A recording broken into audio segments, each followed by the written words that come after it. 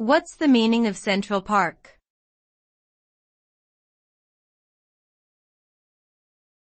Central Park.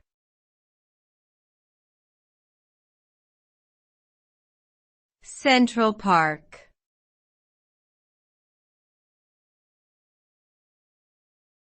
Central Park.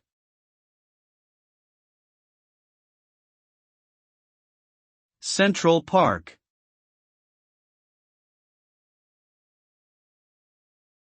Central Park is a large urban park in New York City, United States.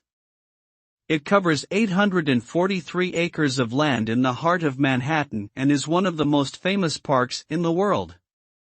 The park was designed by Frederick Law Olmsted and Calvert Vaux and opened in 1858. It contains numerous attractions such as a zoo, lakes, walking paths, sports fields, and more. Central Park has become an iconic symbol of New York City and attracts millions of visitors every year.